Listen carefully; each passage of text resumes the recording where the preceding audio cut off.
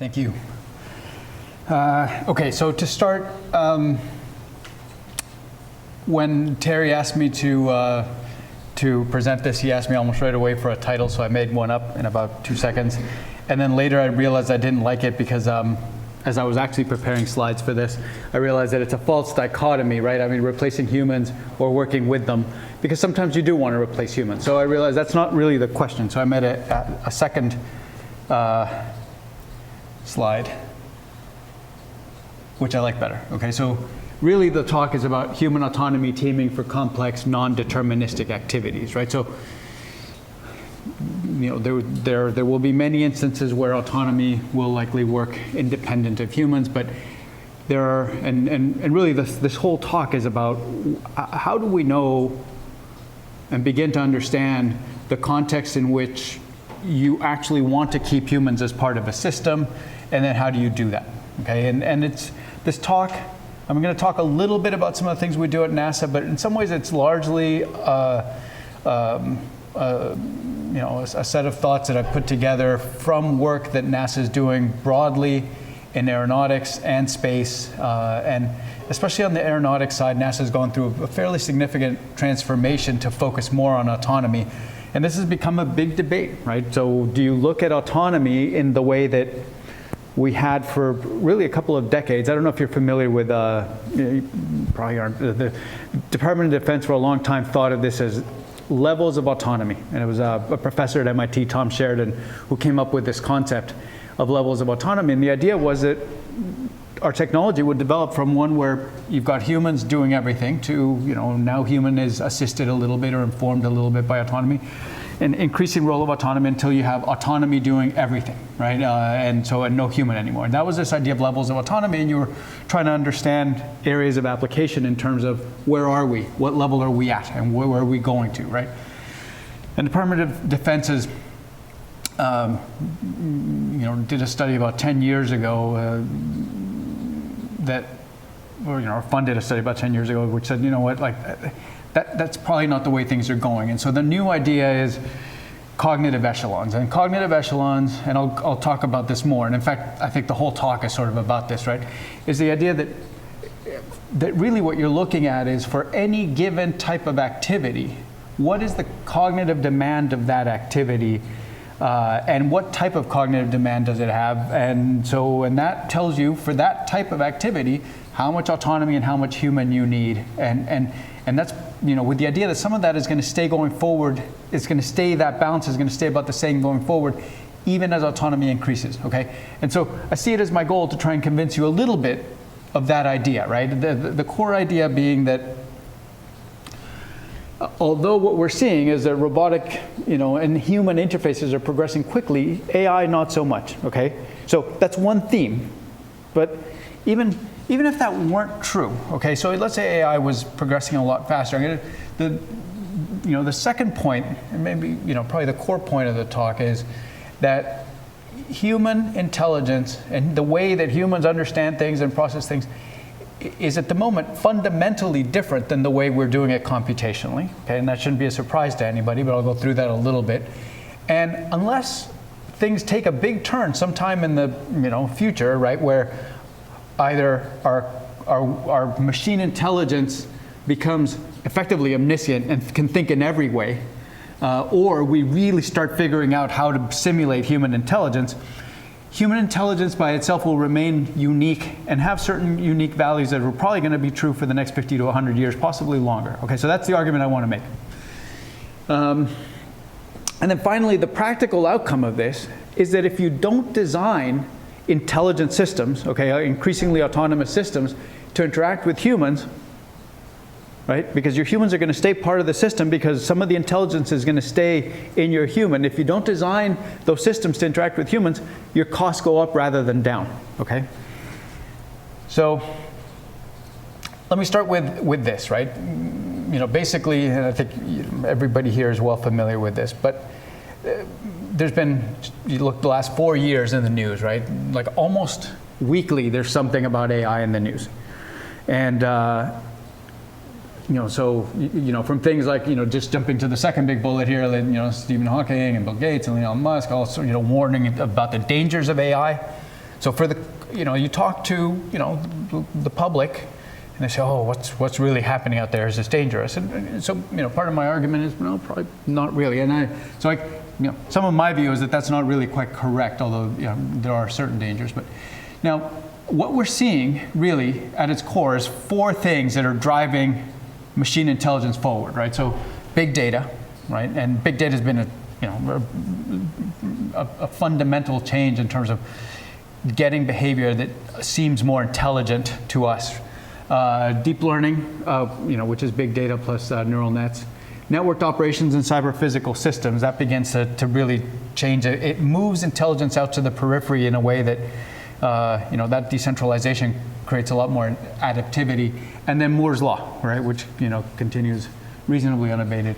And so you take those in combination, and really, what we've seen over the last 5 to 10 years is a significant surge in our machine intelligence capabilities, right? And it's introduced to us in our daily life, right? I mean, so you search for images in Google, and it'll say, you want more images that look like this, and it kind of comes up with a lot of images that look like, in a sensible way to us humans, that look like the ones you've searched. And so anyway, I could go through a lot of examples, but so. Also self-driving cars, robotic operations, in the factories like Amazon or, Tesla, Toyota. Then Big Blue, Watson, PokerBot, right? Those have all been fairly recent. Just earlier this year, right? Google DeepMind, beats a human at Go. And February, there was a piece in the news about the first, artificial intelligence investment software in Wall Street. I haven't heard if it's done well or poorly. I should have done that piece of research before coming to see whether it made any money on its investments, because I know my 16-year-old daughter's in the investment club, and that by itself does not mean you're doing well. Let me give you an example here, and this example is really sort of at the heart of I think, what I'm going to argue. There was when the Navy needs a new ship, or just like when the Air Force needs a new ship, there's a whole process, and you take it to Congress and you say, we need a new ship to do X, and it's requirements based, right? So they took this to Congress and said, we need to reduce manpower, so we need a ship that can be sailed by a lot fewer sailors. And so this is many years of work. It goes, it finally gets approved by Congress, it goes through. And the goal was to build a ship, and this is called the littoral combat ship, that would be operated by 45 sailors. And in the end, what happened was this was delivered around 2012, and it wasn't operable by 45 sailors, it was operable by 60 sailors. And that, if you're in the field of human systems integration, that's not so bad, right? To be off by 25% is actually pretty good. Often these things are off by an order of magnitude, right? So, but that wasn't the real problem, right? So the real problem is that on any given ship, let's say you have 400 people, most of the sailors are actually doing low-skilled tasks, right? So sailors are, it's a pyramid, right? They go from E1 to E10. And you get to the E5s. E5s are very rare. Any given ship has, just a handful of E5s and above. So the bottom of the pyramid, the E1s, the E2s, there's the bulk of the people on a boat. Turns out this thing, the littoral combat ship, was sailable by 60 E5s and above only, right? So it caused all sorts of problems. And the reason it required E5s was it was really hard to manage the systems, right? You needed to have a lot of training, a lot of skills. You needed to be, fairly intelligent to be able to do it. And so this was a bit of a disaster, right? So it turns out that on top of it, the conditions on the ship were really miserable because it was built for 45 and you're putting 60. So they actually literally put 45 beds. The kitchen was for 45 people. Everything was for 45, and you're putting 60 on it. So they've had a lot of their upper grade sailors leave after one tour in the Navy because this is very bad. So anyway, there was a guy at Naval Postgraduate School here in Monterey who came and told us this story, and I spent some time with him just trying to understand, and I won't go into too much more detail about kind of what went wrong, but the most interesting part of this is that if you ask, did the companies that delivered the Littoral Combat Ship failed to do what they promised they would do? The answer was no. They delivered a largely autonomous ship. It's just that they didn't worry about how the 45 sailors, those remaining roles, would interact with that autonomy, and so the cost went up, and you needed 60 people instead of 45. But on top of it, like, the real cost was, again, the fact that all the sailors had to be E5s. And there's a little white paper, and you can look this up. It's great. It's like a 3 or 4 page white paper by Blackhurst. It's Jack Blackhurst, Sharon Gresham, and Morley Stone. They're at Air Force Research Labs in Dayton. And it's called The Autonomy Paradox.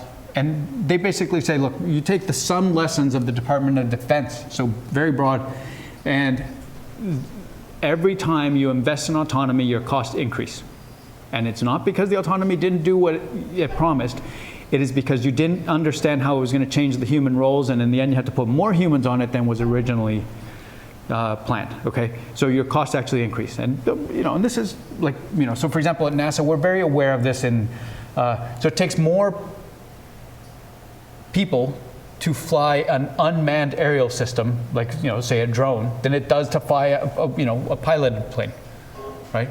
It's like 9 people to fly a drone versus a couple of people to fly a plane, right? So this is the case today. Now, we might say this might change, but this is the understanding. So there's one kind of lesson from this, at least that I want to start out with, which is that as machine intelligence advances in a system, you need to worry more about the interfaces with humans rather than less, right? So the simpler a system, the less you have to worry about the interfaces, right? So systems that do fairly straightforward things like your microwave, it doesn't have to be that hard. Things that have increasingly complex relationships and tasks that we do together, like other humans, we humans have very complex systems to interact with one another. Anyway, so that's going to be a recurring theme. I want to give one other, just, given that this is a NASA talk, this is from our own experience at NASA, right? So, I'm not sure, you can't see the arrow very well, but there is an arrow here that shows temporal progression. So in 2003, we started working on the Mars Exploration Rovers mission, and it was a small human-computer interaction group. And we were asked to contribute to a number of tools that were being developed to the Mars Exploration Rovers mission, which was being run out of JPL down in LA. And it was great. It was a great experience. It was like a lot of us had just come to NASA. It was very interesting. The whole mission was run on Mars time. They arranged apartments for us that were blacked out, and food trucks would show up on Mars time. So it was 40 minutes off a day, right? So every day it'd be another, so you'd get to work at 9:40, then at 10:20, then at 11 o'clock every day. It was very strange to do it for a number of weeks, because it's worse than being on shifts, because you can't even develop a regular schedule, right? But that's what we were doing. And then, there were other things like we were issued Mars time watches, and at one point I was in a store and I was wearing my Mars time watch on one and my regular watch on the other. And somebody said, "Why are you wearing 2 watches?" And I said, "I'm working on a Mars mission." And she was like, "Security, the front desk, please." And so there was a lot of just oddness of trying to have your daily life while we were working on that mission. But one of the things that happened was that we got brought in to work on a planning system. So it turns out that mission was really the first mission where NASA decided to do real-time planning, or near real-time planning, right? So in general, what NASA does is, if you're going to send a mission to Mercury, you plan out that mission, right? Because you pretty much understand orbital dynamics and all that. So you're going to send it, it's going to go around Mercury. So you can plan that mission down to the minute. And that's what we do. So, and then we're going to take this picture, we're going to do that, and that's planned, to a high level of resolution a year before the mission even launches, right? This mission was the first one where the hope was, that if both rovers landed safely, that you would actually be getting science data back every day. So you had these science teams, about 100 scientists, geologists, atmospheric scientists, dust scientists, and they would get together and look at all the data that was coming back, and every day generate a new set of activities to be radiated up to those rovers. And the number of activities that were sent up to the rover was about 500 to 600 a day, and those were highly interconstrained, right? So they were all interdependent. Take this picture before this one, take this one as close to noon as possible, don't take this one if you haven't taken the other ones. So there were about, say, 500, 600 activities you were sending, things to do, sending up to the rover, and close to 1,000 constraints every day. And that was a big plan, and then a little engineering team had to come up with a plan like that wasn't going to break the rover, that wasn't going to, reach like all the, the power rules for the day, all these things, and do it in a matter of a couple of hours. And so that hadn't been done. So the first thing that Ames did was suggest, look, what we need here is an intelligent planning system. And so they took the existing Jet Propulsion Lab planning system, which was called APGen, Activity Plan Generator, and put a back end that basically took all the inputs, all the activities, all the constraints, and optimized it, and did some intelligent things, in terms of, in some cases, with some flexibility of the constraints, and then gave you a plan. And this was at that time. I mean, it was a bit of a breakthrough. It was a real mission using machine intelligence. Within a very short amount of time, the engineers at Jet Propulsion Lab said, no, this is completely unacceptable, right? They called the system the blender, because it would put your activities here and there and say, and then it would optimize it, and you had no way to validate it. You had no way to find where it had put things. And so they came back to us and they said, okay, yeah, we need, for example, I need to be able to pin activities. And so that's when they came to the human-computer interaction group and they said, could you design an interface so that we can pin activities? And we said, yeah. Little drop-down menu, you select something, you pin it. And then I remember asking one of the people on the Ames side who was responsible. I said, look, do you want it so that I, as the user, can move things around after I pin them? And the person said, well, no, you just pinned it. So why would you be able to move things around? And I said, well, I didn't pin it so I can't move it. I pinned it so the stupid system can't move it, right? That's their point, right? So you had all these, who's in charge kind of questions. Anyway, long story short, or long story longer, really. We did some adaptation to that one, developed a couple of other tools around planning. That ended up getting expanded into the Phoenix science interface, which was the 2007 polar lander on Mars, which was another successful mission. We were asked, what if we tried to make the engineers do the plan, the scientists do the plan rather than the engineers? Before that, only the engineers, the rover engineers, did the plan. We said, well, maybe you can abstract away some of the rover stuff, and that turned out to work, right? So, and that was all human-computer interaction work. Anyway, as we went through from the Mars exploration rovers to the Phoenix lander to Mars Science Laboratory, which is the big rover that's on Mars now, and then space station, LADI, a different mission, and now we're doing these analog missions. NEMO is the underwater lab that's off of Key Largo where astronauts go and try. So this is like we've moved to, doing it on pads, right? So that, and we're looking now at crew self-scheduling. That's our big thing now, right? So the tool is now being used on space station since last summer, for astronauts to schedule their own time.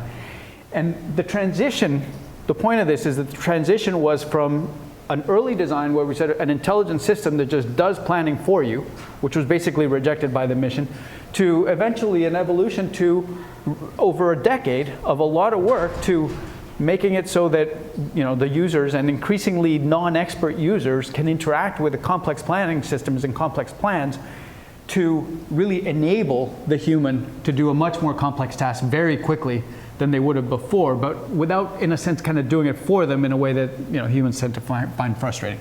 So this has been one of our big sort of experiences over the last decade in this area, and this could be a talk by itself, but it's not. So that's the argument, right? That we're going in a direction of supporting humans. And I want to make a distinction here. We're making progress, I think, in supporting humans interacting with systems, but more so in certain areas than others, right? So here, you look at robots, right? So, this is a picture from the Tesla facility, right? And these are really caged robots, right? So last year at the Honda facility, in Japan, a worker was killed by one of the robots, right, and got crushed. It wasn't the robot's fault. That robot had no sensors built into it to detect a human in its space, right? I mean, it was, a human went in, got crushed, right? So they're caged because they're blind to the world around them. They're designed that way, and they're designed that way because, you know, it costs more money, it's more complex to make them so that they interact. And then you have like these domesticated robots, like the Roomba, and this is from, you know, El Camino Hospital here. You know, if you've been there recently, there are these little boxes that go around, and they're aware of you. You know, they'll follow you. Well, they won't follow you, but if you're walking and they're behind you, they won't run you over, right? They'll wait. They're a little, you know, slow and clumsy, but they're little robots that are going around the hospital, right? So, and the point here is that, you know, we have caged robots and we have domesticated robots when they have to interact with humans. You know, and I'll talk about this in a second, but for autonomy, in some ways, you know, I think one of my key points is that we're still really talking about caged autonomy. We tend to think of autonomy as in the sense of replacing humans rather than you know, working with them, assisting them, and really working on those interfaces. And that's how we end up with these problems like the littoral combat chip. This is a robot that you're probably familiar with. There's a version of it on space station. It's called Robonaut. And what's interesting about it is that it is designed to physically interact with humans in a very constrained environment, right? So if it's moving its arm and you bump into it, it'll withdraw its arm. Right, so you know, it's very sensitive to, so you know, so it is the opposite of a machine that would crush somebody because it has no sensors. This thing has sensors all over to make sure that it, you know, and if somebody nudges it, it pulls back, all that stuff, right? But again, the contrast here, the important thing is that that's where we have to go with our autonomy work, right? How do we make it so that for real kind of complex, you know, more cognitive kind of systems, right, rather than robotic systems, we're making progress in terms of teaming with humans. I want to give just a couple of examples of the kinds of problems that I think characterize the areas where humans will remain you know, a key part of things. So there was a story in Bloomberg about a year or two ago when I actually contacted Toyota and, you know, talked to them a little bit about this, but they basically reported that they were replacing robots on the, you know, manufacturing floor with humans.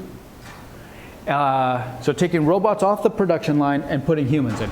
And when asked why, they said, well, you know, basically there's a long tradition in Japan of mastery, sort of going back to the samurai, you know how to make your own sword. But then in the end they said, like, the bottom line is that when you put a robot on something, it stops improving. And not only does it stop improving, nobody knows how to improve it, right? So, in fact, Terry and I, you know, just a couple of weeks ago, we're at a car manufacturing facility, and you know, we talked to the people there, and they said, no, the people are, the processes are improving all the time, like all the time. I was actually surprised that, you know, said at any given point in time, they're working 30 or 40 process improvements at any given station, because, you know, the humans are like, yeah, if we put this here, it'll be a little better, and it's just a constant improvement. And so Toyota is finding that for everywhere where you got a machine, there's no more improvement. So that's one area. Rio Tinto is one of the big mining companies in the world, is Australia-based, and they have a mine that is almost entirely autonomous, right? So the trucks drive themselves, the drills, everything. They're little drones that go around and monitor. And so, you know, they have a control center from which they watch things.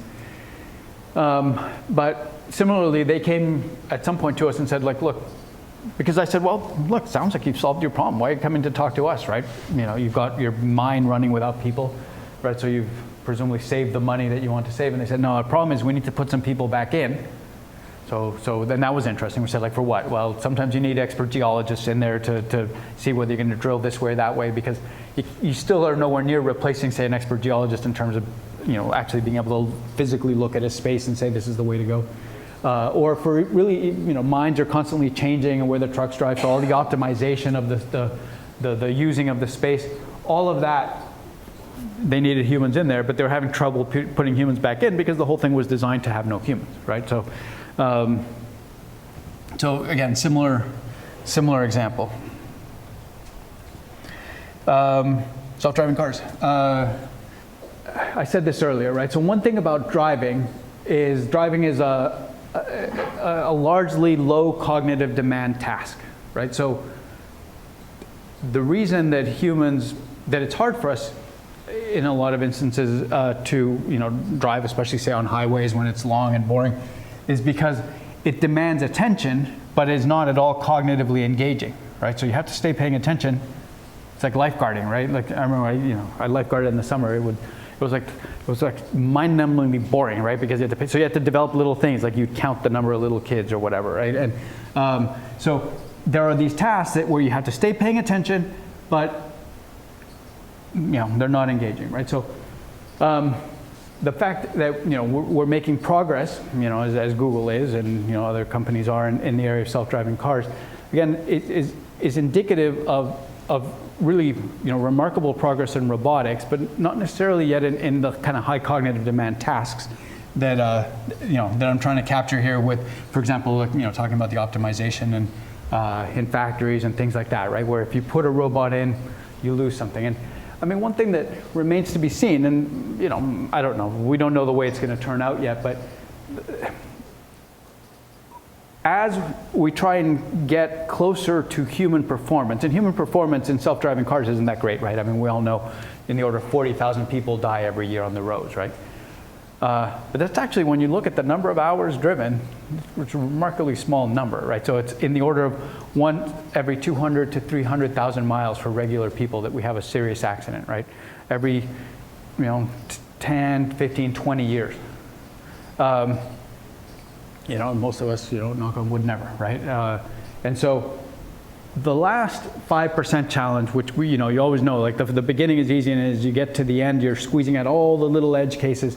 That's what's hard, and that's what we're going to bump into here. And so there's a bit of a question, and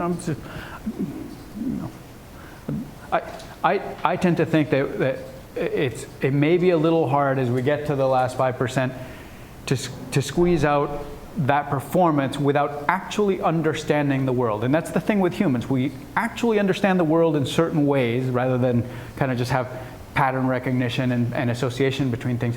And part of the problem is we don't necessarily understand that well how humans do it. That's the whole problem of consciousness, and what does it mean to be self-aware and all, and what does it mean for me to be having, here I am standing in front of you guys, I'm aware of all this stuff, right? We don't understand it all that well, but we know that it functions in a way that allows us to,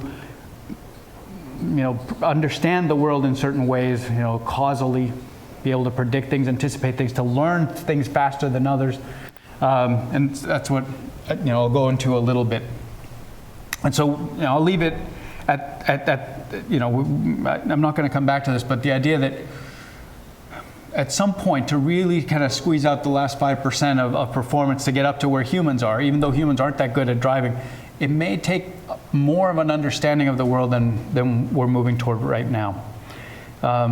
So here's a view of where we are right now. And this isn't my slide. This is from Missy Cummings at Georgia Tech.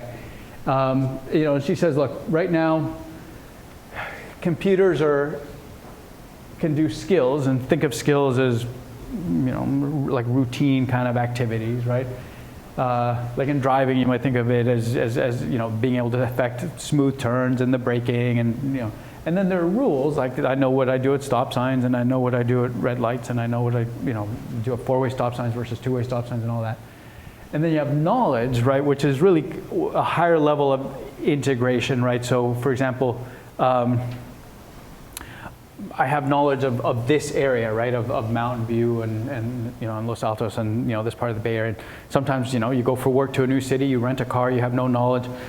It's a little bit harder, right? You still know you still have your driving skills, you still have your rules, but you don't know the road, right? Google Maps has really transformed that pretty well, right? So you don't even have to have that knowledge that much anymore.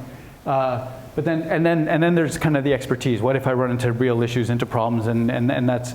So, this is where we are in 2015, and here's a view of where I think a lot of people think we're going to be in 2035, 2035 being a somewhat random date, but 20 years away, right? There's this,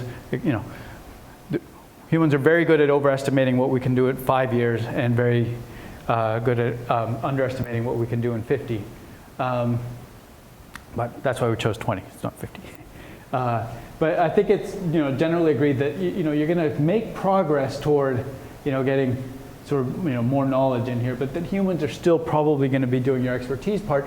And so things like driving, you're going to be able to make a lot of progress on.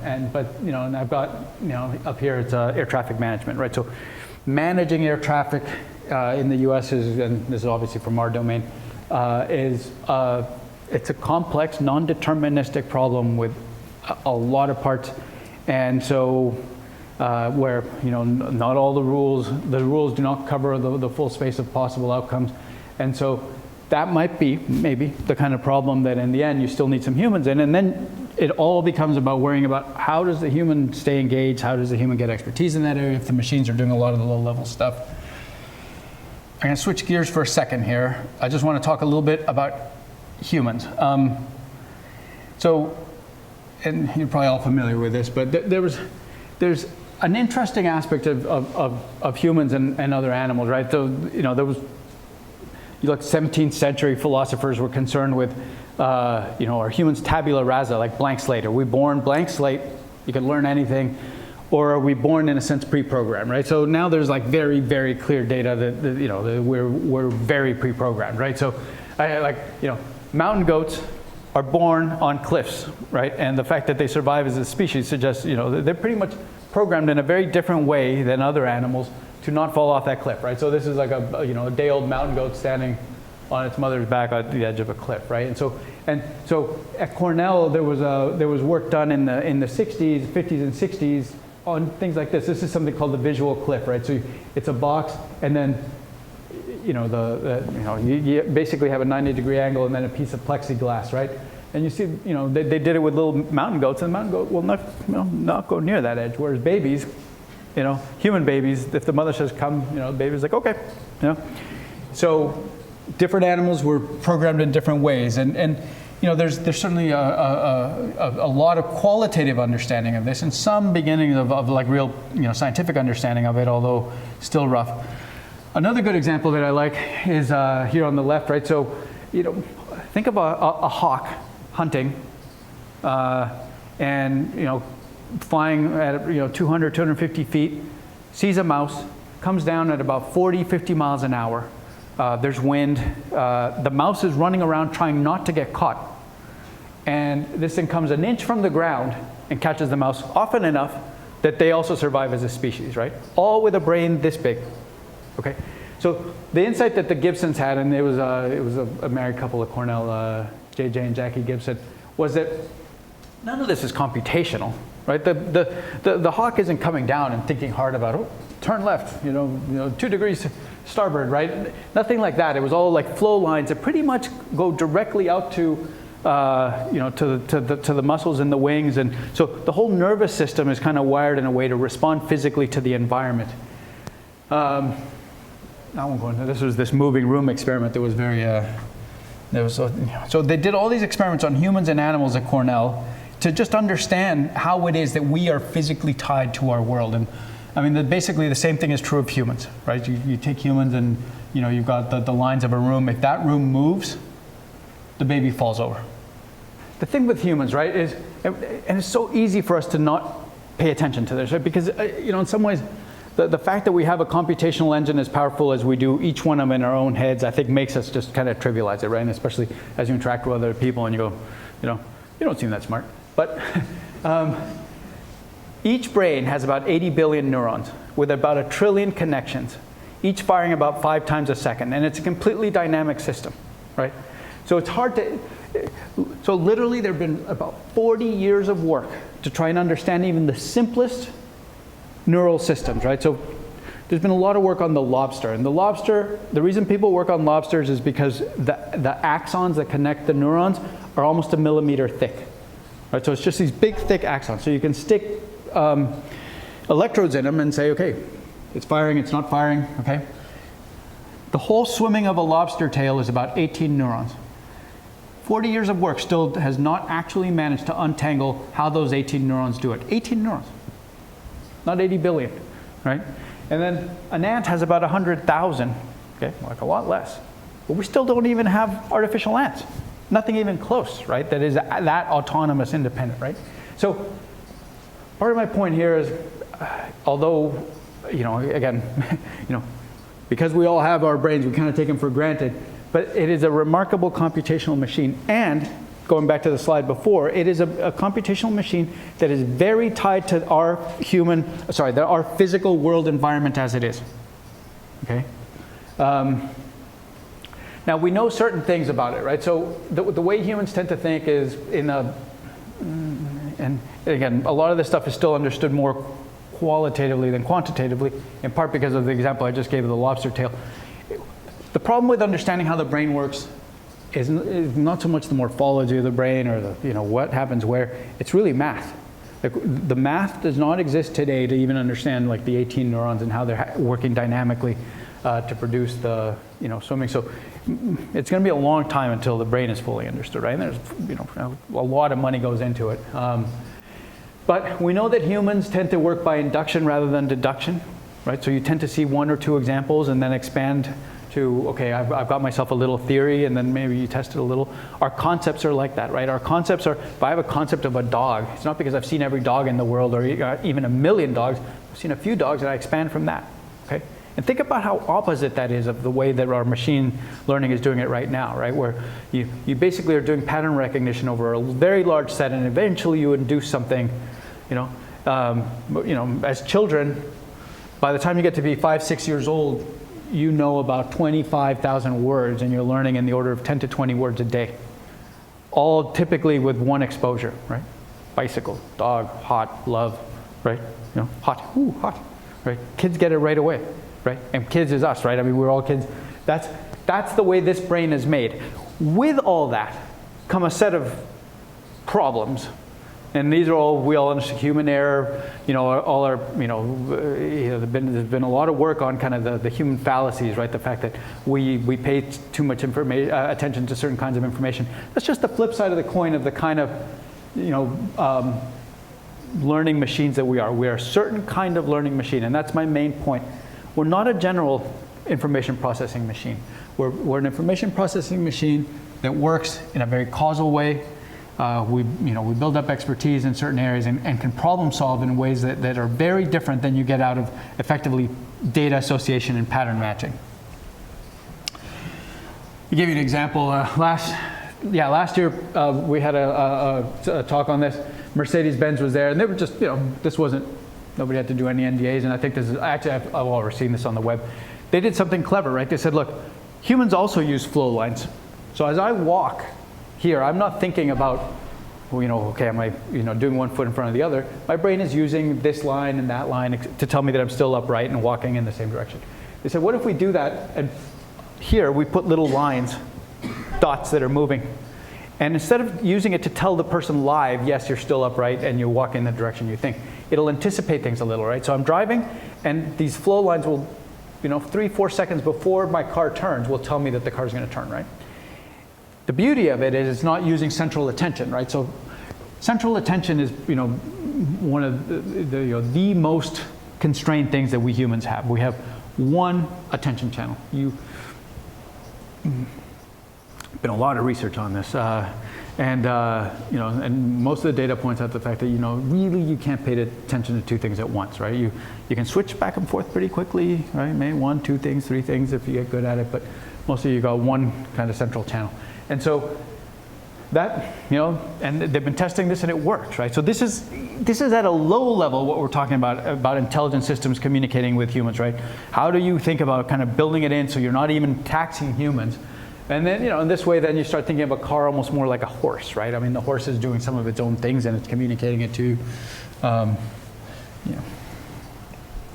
this again came from them, right? They want cars to be more like domesticated animals. On the NASA side, in a lot of the areas that matter, we don't have big data. We have, it's a little joke that we had, right? That, NASA has a big problem with data, but not a big data problem, right? So for the whole space shuttle program, we had about 980,000 problem reports. And problem reports are really important, right? It's the history, it's what tells you, what risks you have. It helps you understand the fact that you've got risk coming forward. 980,000 is very little. It's too much for any person to have in mind, but it's not enough to really give you any kind of power in the way that, that for example, Google search, yields answers the way it does because of the, combination of big data plus, understanding what humans have looked at, right? So, but big data at the same time is remarkably powerful, right? Because it does, and this has been one of the big sources of transformation. It yields just associations, and your data falls out, right? So this was one of the early Google deep learning experiments, right, where they looked at still images from YouTube, and these three things fell out, right? So there was like a face. These were like when you looked at the kind of averages that the algorithm came up with, there was a face, a blobby thing that was maybe a human detector, and then a cat, right? Because I guess there are a lot of cat videos. And the important thing is I want to contrast this with what I was saying before, right? So this is what you get when you look at millions and millions and millions of things, right? And then you get these averages. And babies detect faces at birth, right? Babies will focus on a face at birth. And there are studies that show that pigeons will recognize human faces. And not just human faces, specific human faces, okay? So all through, so not just humans with our big brains, but even, birds with their little brain. So, and again, we're born that way. And so as you kind of raise this up and you say, well, what are the, so a little more here on kind of the deep learning for pattern recognition.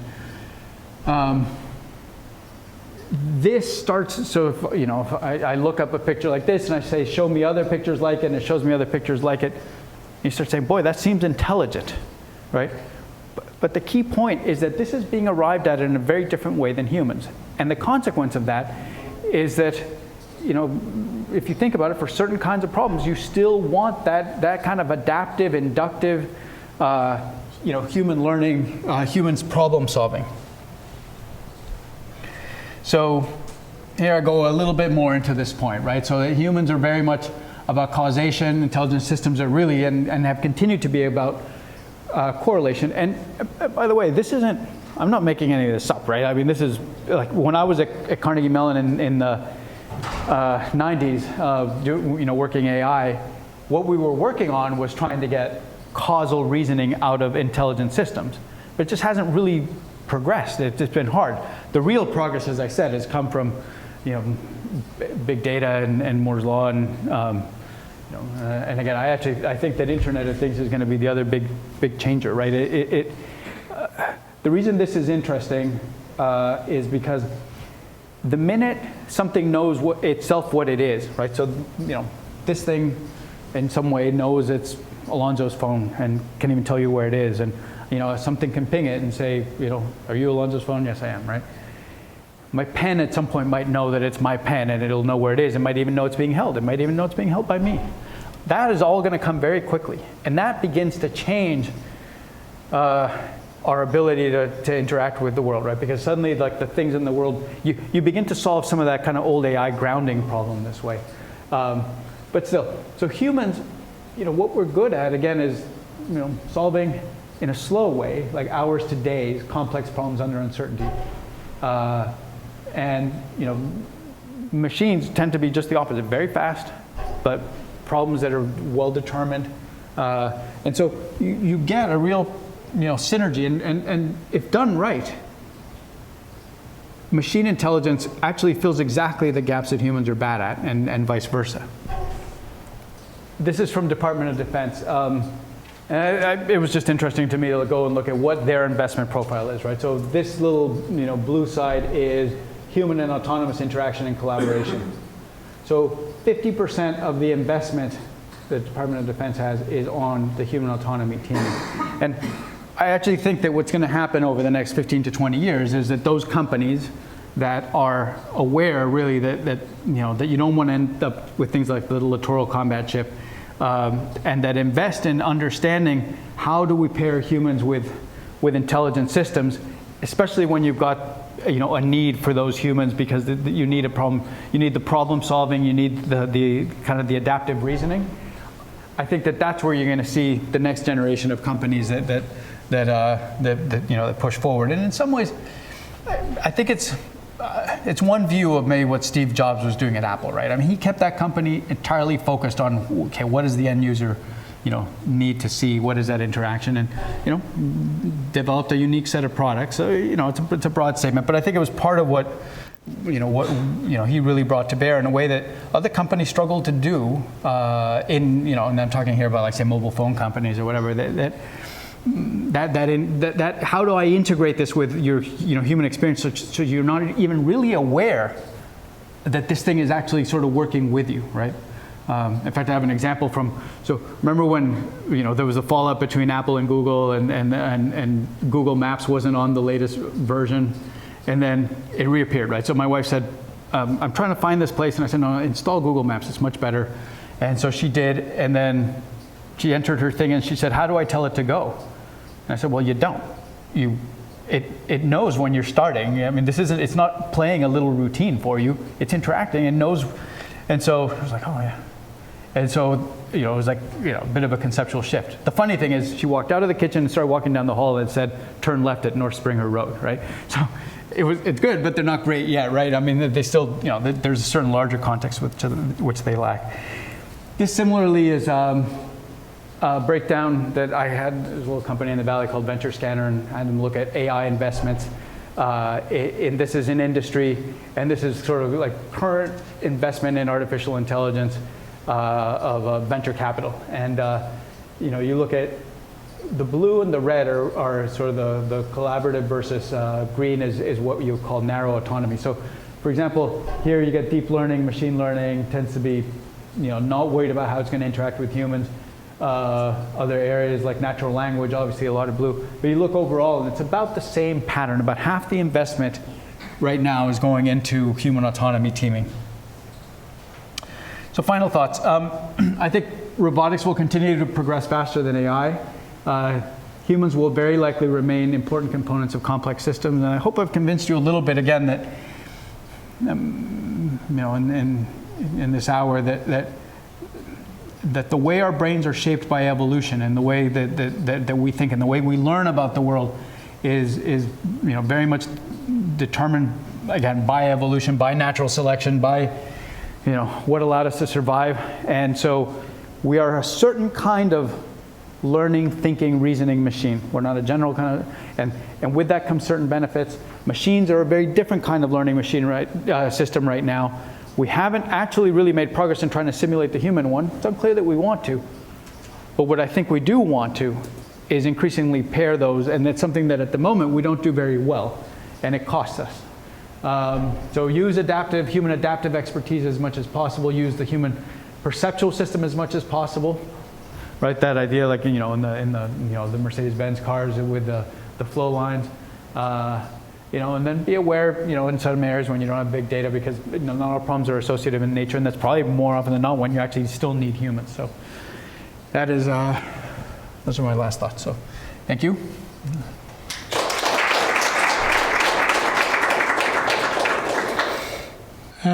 Where are we in terms of using the brain as a model for AI? Like whereabouts are we in that research? It's because our understanding of the brain at this point is really so rudimentary. It's much less advanced than you'd think, right? So a few years ago there was a project, and this is maybe 5 years ago now, funded by DARPA called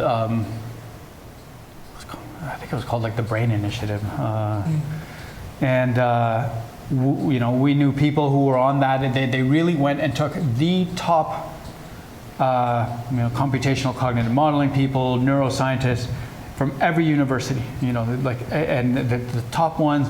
That first meeting had about 60 people, and they were really the top people, right, in the country.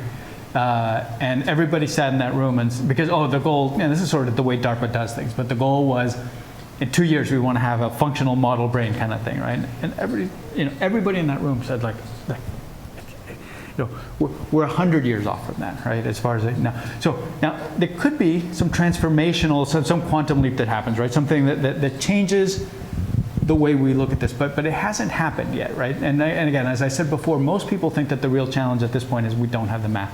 So people say what we need is the Newton, right, for brain, right? Somebody comes up and says, look, you're not going to solve these problems until you have calculus, right?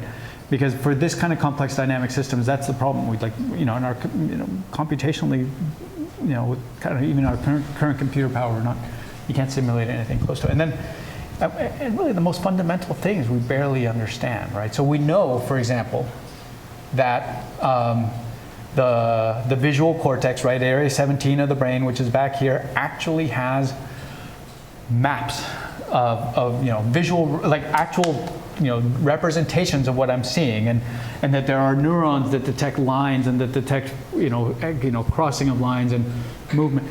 So we understand some of those things, and to some extent areas of the brain, et cetera. But the brain is a dynamic system that's processing information, and using that it's really not well understood yet.